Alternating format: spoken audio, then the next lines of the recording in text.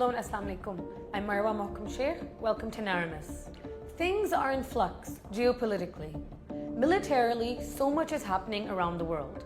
We've had a Ukrainian war, the Gaza conflict, Pakistan-India military escalations, the Israel-Iran war, and Thailand-Cambodia's renewed skirmishes. The character of these military conflicts are varied, from tit-for-tat military escalation to attacks on nuclear sites to barbaric fighting mirroring genocide. Among them, for us to discuss here today, is the 4-day conflict between Pakistan and India. A lot has been written on it, and a lot will follow. Unsurprisingly, both sides claimed victory in their versions and have drawn different lessons from the episode. So with the advantage of hindsight, let's analyze some aspects of this 4-day military escalation of May 2025 between Pakistan and India. At the operational level, there is a growing consensus among strategic experts that Pakistan gave a bloody nose to India. International military observers have confirmed that Pakistan was able to shoot down 6 Indian fighter aircraft in this 4-day air battle without losing a single plane.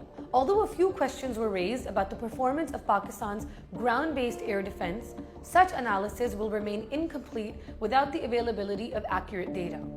Similarly, Pakistan was also able to hit back successfully on many Indian military targets, thus raising similar question marks over the performance of Indian ground-based air defense. Most of the operational level successes and failures, as claimed by both sides, remain shrouded in obscurity due to the unavailability of accurate information. However, at the strategic level, there is relatively more transparency regarding what happened and who gained or lost what from this 4-day encounter.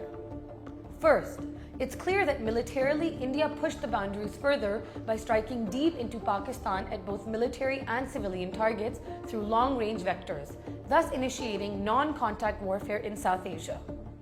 More importantly, the world did not object to it.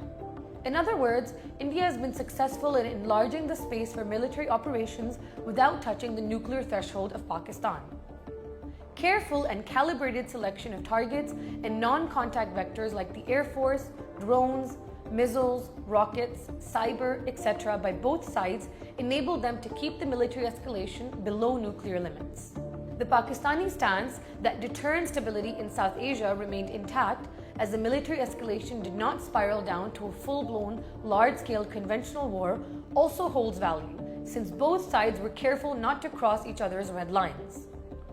Pakistan's military effectiveness to fight conventionally quickly re-established the intra-war deterrence, filling any space for war.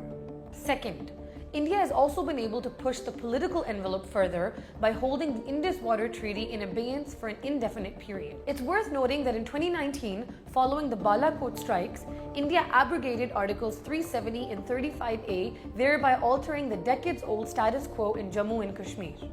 Hence, in the garb of limited military escalations with Pakistan, India has been successfully pushing the political and diplomatic boundaries with impunity in line with its strategic interests. Now, Indian thinking seems to indicate that water security will replace Kashmir as the core issue for Pakistan.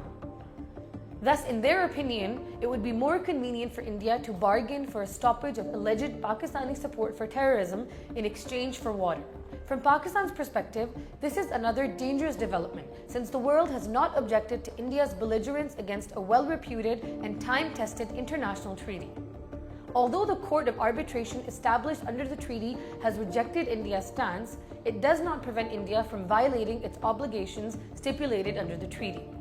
Similarly, President Trump announced his desire to mediate on Kashmir, much to the dismay of Indians.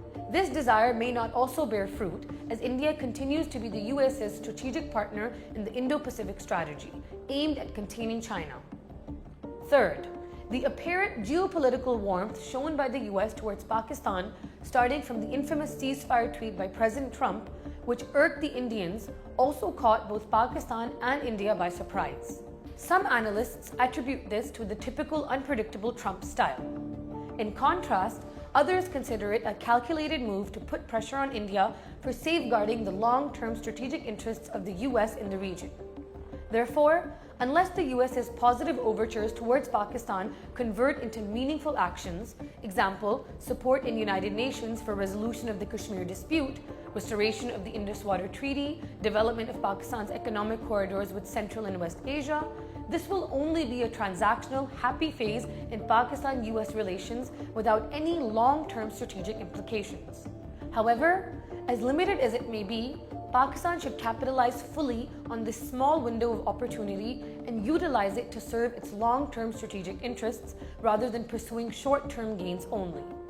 As can be seen, operationally, Pakistan has to further improve her conventional capabilities to aggressively fight any future non-contact misadventure by India. The possibility of a disproportionate response is the most effective way to maintain conventional deterrence. Only a muscular Pakistan can keep a bully like India in her senses. Whereas strategically, Pakistan may need a bit of deliberate haze to confound its long-term strategic priorities in the region, avoiding the effects of US-China rivalry. Though US-Pakistan relations will remain transactional due to a lack of any strategic convergences, these are still important. On the other hand, China is an all-weather friend, much dependable and more reliable. As regards India, she has to give up her hegemonic ambitions and sit down to resolve outstanding issues with Pakistan. She must understand that only her stubbornness not to engage in bilateral talks with Pakistan has created the space for third-party intervention.